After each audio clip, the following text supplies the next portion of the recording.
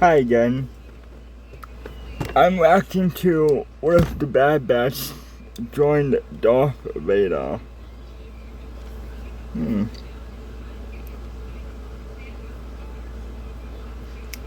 Joining with the General Skywalker again. But I thought that, yeah, I'm sure the Badbtch clones know who Vader is in due time. But yeah, let's see what happens if the Badbtch joins Darth Vader. I think it's gonna be like, the Badbtch is gonna be like Vader's personal squad. Kinda like Anakin with the Badbtch, but now it's Vader. Anyway, also there's voice acting in this again, so yeah, there's that. Another video of voice acting. But anyway, don't forget to subscribe, like, and share. I'll have Fantasy Folklore's channel in the description below, so you can check out the original video on his channel. And yeah, let's start. What if Darth Vader joined the Badbtch? Before we begin, check out the voice actors Nick Cortez. Wait, what? What if Darth Vader joined the Badbtch? Oh, thank you. The title.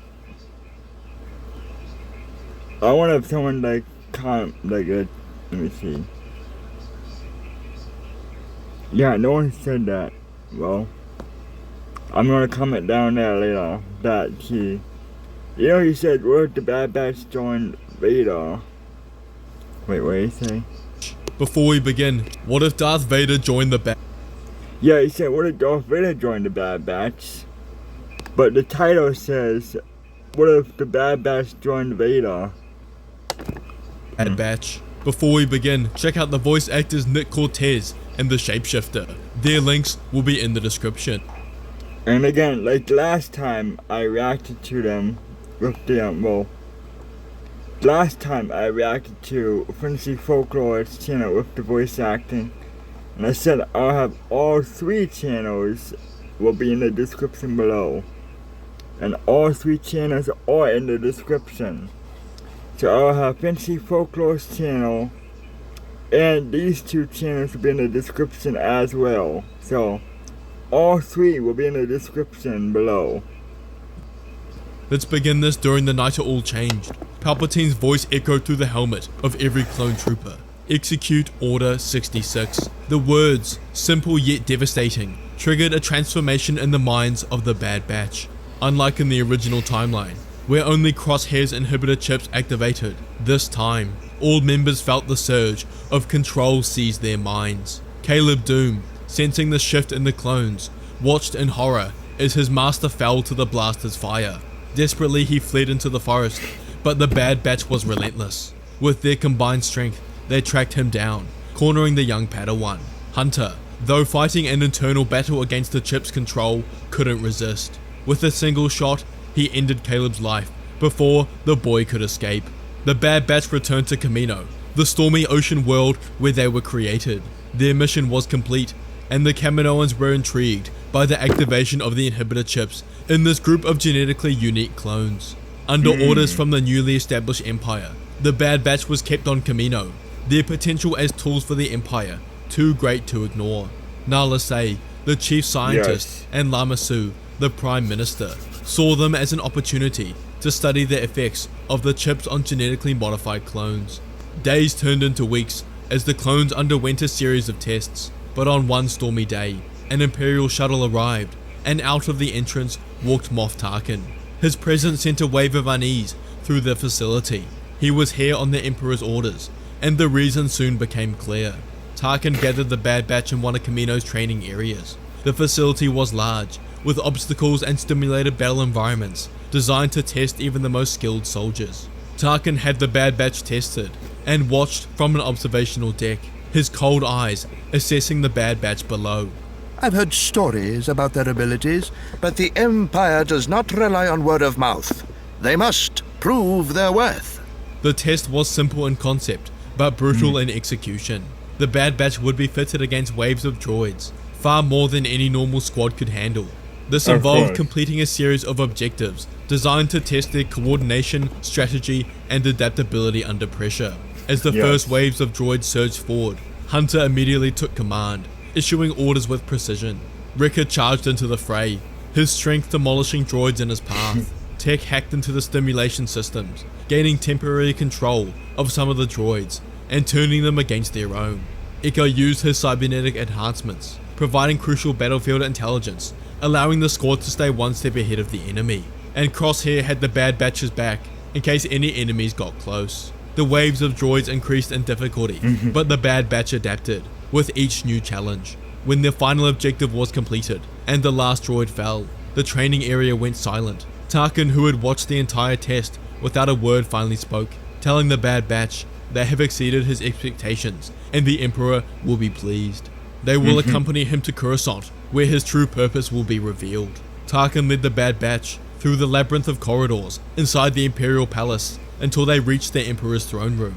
The gigantic doors slid open, revealing the darkened interior where Emperor Palpatine awaited. The Bad Batch knelt instinctively, their inhibitor chips ensuring their obedience. Tarkin remained standing, his posture rigid and respectful. The Emperor's yellow eyes gleamed with satisfaction as he addressed the squad before him. Rise, my soldiers. You have done well in executing Order 66. Your actions have contributed greatly to the fall of the Jedi and rise of my empire. The Emperor's gaze shifted to Tarkin, who gave a slight nod of acknowledgement. These clones have proven themselves worthy beyond expectation, my lord. Their skills are unparalleled. Indeed, that is why I have chosen you for a special assignment. At that moment, the doors at the back of the room opened, and the unmistakable sound of mechanical breathing filled the air. The Bad Batch turned to see the towering figure of Darth Vader striding into the room, his presence casting a shadow over them. Vader stopped beside Palpatine and looked upon the Bad Batch, remembering them from his time as Anakin Skywalker. He feels a cold satisfaction within him. Their unique abilities could serve his purpose as well, but they are tools, nothing more. You will serve under Lord Vader. He will lead you in the hunt for the remaining Jedi. Together you will crush any who oppose the Empire. The inhibitor chips in the clones' heads pulsed with the command, overriding any doubts or resistance. Vader's gaze swept over the squad, evaluating them silently. You will obey orders without question your loyalties to the Empire and to me. We are yours to command, Lord Vader. The Bad Batch nodded in unison, and they left Coruscant alongside Vader. Hey guys, before I continue the video, I'd just like to quickly shout out my saber shop, Fantasy Sabers, where we sell high quality NeoPixel saber replicas, as well as some insane unique saber designs, from Nova Flare to King's Guard. Go check them out through the link in the top of the description and find your one-stop shop for all your saber needs. The Bad Batch's new life under the command of Vader was relentless. Each mission they undertook was steeped in darkness, their inhibitor chips forcing them to carry out the Emperor's will without hesitation. They became an extension of Vader himself, a specialized unit that operates independently from the Inquisitors, but with the same goal, to hunt down and eradicate the remaining Jedi. Months passed as they embarked on mission after mission, tracking down Jedi across the galaxy.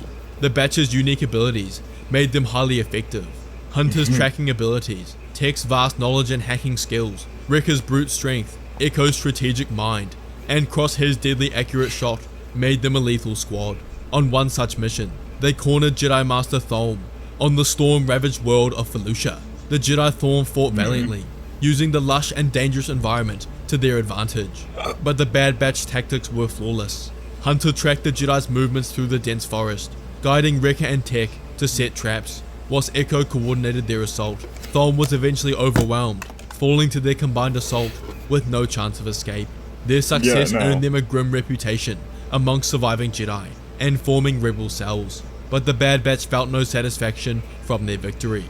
The inhibitor chips continued to suppress any doubts or remorse, driving them forward in their brutal mission. One day as they returned to their base on Nur, Vader was waiting for them in a dimly lit chamber.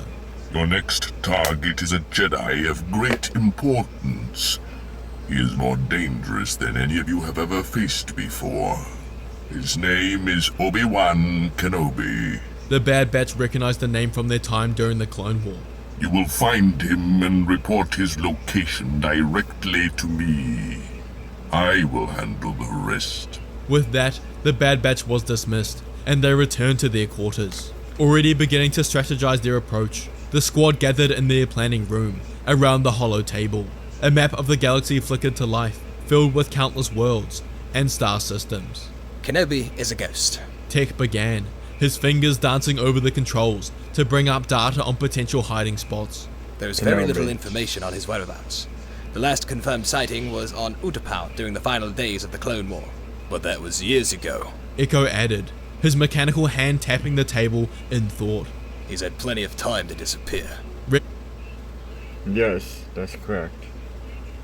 Breaking news and a surprise contender in the marathon. Yes, Rachel, someone has caught up to the front. Wrecker leaned in, his expression frustrated. So, how do we find him? The galaxy's a big place. Hunter, the ever-strategist, narrowed his eyes at the map. We had to think like him. Kenobi was a general, a leader. He wouldn't hide anywhere. He'd pick a place with a purpose. Somewhere he could lay low but also keep an eye on things. The Jedi are a sentimental race, and this is the key to finding him. Tech nodded, adjusting the map to highlight remote and uninhabited worlds. Kenobi wouldn't go somewhere the Empire has a strong presence, but he wouldn't go somewhere completely desolate. He'd need some level of civilization for supplies, information, and to blend in. Tech highlighted a series of planets in the Outer Rim. Tatooine. Lothal, Sullust, Ryloth, and Tatooine. These worlds have minimal Imperial presence, and are far enough from major hyperspace lanes to avoid casual notice. But they are also populated enough for someone to hide in plain sight. Wrecker frowned as he looked at the map. Kenobi's smart. He's not just gonna hang out in some big city, right? He'll be hiding somewhere we won't expect. Hunter nodded. We need to think about where Kenobi would feel a connection. Somewhere he's been before. Somewhere that would have meaning to him. He wouldn't pick a random planet. Echo tapped a holonet, sifting through historical records, military reports, and old Jedi archives. Kenobi was involved in countless missions during the Clone Wars. He had allies, contacts, people who might help him. Tech pulled up a list of potential allies, worlds where the Jedi had strong ties, or where they had fought during the Clone War. These are all possibilities, but we need to narrow it down. They debated several possibilities. Lothal had seen Jedi activity, but it was a hotbed for rebel activity, making it too risky. Sullust was remote, but the Empire had established mining operations there, which would make it Yeah. hard to stay hidden. Says here, Kenobi was born on Strijon. Would he be there? Unlikely. They don't usually tell Jedi where they came from. What about places where he spent significant time during the Clone Wars? They considered Ryloth, where Kenobi fought alongside Cham Syndulla, but they dismissed it, due to the increasing Imperial presence and resistance activity. They looked at Mandalore, where he had a deep connection, but the political instability and Imperial occupation ruled it out. It was Echo who finally brought up the data on Tatooine. Tatooine is remote, sparsely populated, and the kind of place where someone could disappear for years without drawing attention. Tech added, Yeah. Tatooine is under Hutt control, not the Empire. The Hutts don't care about Jedi or Empire politics, as long as their business isn't disturbed. Hunter considered the implications. Tatooine is a backwater planet. It's not a place you'd expect to find a Jedi, which might be exactly why Kenobi would choose it. He could blend in among the moisture farmers and smugglers. Wrecker Among scratched us, his head. But why would he go there? What's the draw? Tech, check Kenobi's file. There must be a connection to Tatooine. Kenobi does have a connection. Tatooine is where he found his apprentice Anakin Skywalker and brought the boy back to Coruscant, leaving his family behind. That's it. That's the connection. If Kenobi is here, he's likely keeping a very low profile. They contact Lord Vader immediately. Lord Vader, we believe we located Kenobi on Tatooine. The Jedi had deep connections to this planet, as that's where he found his apprentice Anakin Skywalker. And there's minimal Imperial occupation. The perfect hiding place. Vader pauses, both at the mention of his name, but also the knowledge that Kenobi is on Tatooine. It's obvious, the one place Vader would least likely go. The Bad Batch and Darth Vader descended upon Tatooine, with a quiet yet ominous purpose. Vader stood at the forefront, ordering the Bad Batch to do what they do best. Tech hacked the city's electrical grid, It connected to all of the cantinas in the city. In search of the name Kenobi, they found the mention of a Ben Kenobi and how he lives outside the city alone, and they head there immediately. Vader moved alone, his cape billowing in the hot desert breeze. He breaks into Kenobi's cave to reveal a figure seated in meditation. The once vibrant Jedi Master was now a mere shadow of himself. Obi-Wan Kenobi had cut himself off from the Force. Vader breathing was the only sound as he stepped into the room. Kenobi. Obi-Wan turned. God, no. His eyes were dulled by years of solitude and regret. He looked up at Vader. Recognition flickered in his gaze, but there was no fear, only a sad resignation. Vader. He said softly. So it ends here, then.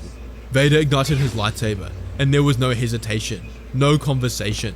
Kenobi had made his choice to sever his ties with the Force, and for that, he was defenseless. The strike was swift and precise, and Obi-Wan slumped to the floor lifeless. But as his life faded, something else emerged. Vader reached out with the Force, probing Kenobi's mind, delving into the remnant of his memories. And what he found was the existence of a boy named Luke Skywalker, living here on Tatooine. Vader's realization was instantaneous. This was his son, hidden from him for years, and he headed to the last residence. He ordered the Bad Batch to find the boy, and they do so, bringing him before Vader with Owen and Beru. Vader's eyes fixated on his son, the resemblance clear at only 5 years old. Take the boy. Kill the rest. And the Lars met a merciless end. On Mustafar, Vader began training Luke in secret. He introduced the boy to the dark side, guiding him through the same harsh lessons he had once ensured. The Bad Batch, now loyal to Vader more so than the Emperor, due to their time at Vader's side, assisted in Luke's training. Hunter taught tracking and survival. Tech focused on strategy and technology. Echo imparted knowledge of history and Imperial protocols. Wrecker helped him build physical strength and combat skills, whilst Crosshair perfected his shot. Weeks turned into months, and Vader revealed to the boy that he... It's basically like instead of Luke had Vader's father, or dad, you can say that Luke had multiple dads in this time. Or one dad, but multiple father figures within the Bad Batch clones. So yeah. It's like, again, Darth Vader is Luke's main dad, but the Bad Batch clones are like all his grandfathers, in a way. Was his father. Luke was stunned, but felt love for his father, and under his tutelage, he had become strong, focused, and the darkness within him began to grow. Meanwhile on Tatooine, Bail Organa arrived, his heart heavy with the dread when he found Kenobi's lifeless body. There was no sign of Luke, only the marks of Imperial presence. Realizing the gravity of the situation, Organa knew he needed help and contacted Ahsoka Tano, who arrived on Alderaan. He told Ahsoka about what he'd found on Tatooine and the truth of Anakin's children, that his daughter Leia is really the daughter of Anakin and Padme. The revelation struck Ahsoka, as she thought Padme's children died with her. Organa tells Ahsoka that if Vader has taken Luke, they need to prepare Leia, as she is the only hope for the galaxy. Ahsoka agreed, taking Leia under her wing, training her in secret. For the next decade, the Bad Batch and Darth Vader took on the role of Luke's training, each contributing their unique expertise to his development. Initially, the clones inhibited chips, compelling them to serve Vader without question, their will subdued by the remnant of their conditioning. But as time passed, the chips' influence began to wane, leaving the Bad Batch in a state of confusion and conflict. Their memories and personalities resurfaced, but their prolonged exposure to Vader had altered them, creating a blend of their own selves with the new. As the years went by, the Bad Batch grew fond of Luke, seeing him more than just a student. They came to care for him deeply, treating him as a younger brother, or even as a son. Their training sessions were intense, but filled with a sense of camaraderie and love. Like I said, Vader is his dad, but the Bad Batch is like, he had multiple grandfathers, or granddad, so yeah. They saw in Luke a potential for greatness, and they took pride in shaping him into a warrior. However, they couldn't ignore the darkness Vader was instilling in him. Luke's connection to the Force was strong, but Vader's teachings were tainted by the dark side. The Bad Batch watched with growing unease as the boy they cared for began to embrace the anger hatred, and fear that Vader encouraged. Despite their reservations, the Bad Batch felt powerless to intervene. The bond they had formed with Vader was complex, a mix of fear, respect, and loyalty. Their inhibitor chips had once controlled them, but now it was their own twisted sense of duty and loyalty to Vader and to Luke that kept them in line. Meanwhile on Alderaan, Leia Organa was undergoing her training. Ahsoka Tano had taken her under her wing, teaching her the ways of the Force, lightsaber combat, and the values of the Jedi. Leia was strong, determined, and unyielding, her natural leadership qualities honed by Ahsoka's guidance. Over the years, Leia grew into a formidable warrior, but she had reached the limits of what Ahsoka could teach her. Sensing this, Ahsoka reached out to Yoda through the Force, who had been hiding on Dagobah. The ancient Jedi Master agreed to come to Alderaan to complete Leia's training. He arrived and began to teach her the deep mysteries of the Force. However, the disturbance in the Force caused by Yoda's presence did not go unnoticed. Emperor Palpatine sensed the powerful vergence in the Force on Alderaan. He interpreted this as the doing of the rebellion, assisted by the Jedi, and a potential threat to his empire.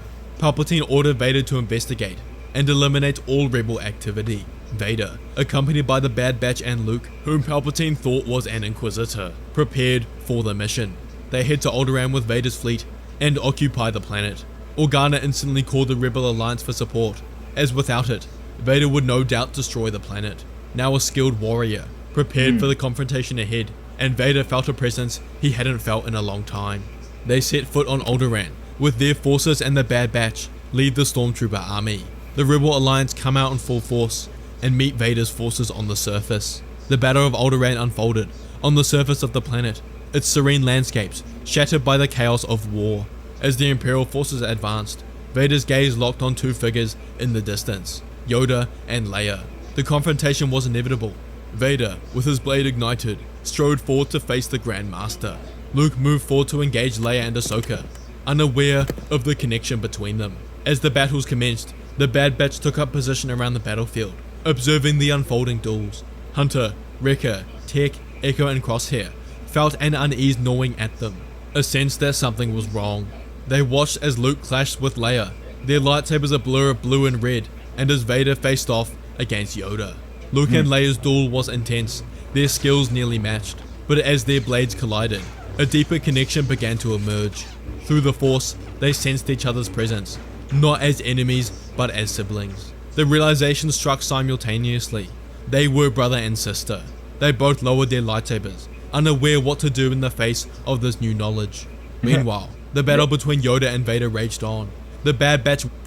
what are you supposed to do in this situation? You were trained by your dad as a Sith for years, for a decade, and then your sister was trained by the Jedi for a decade or longer.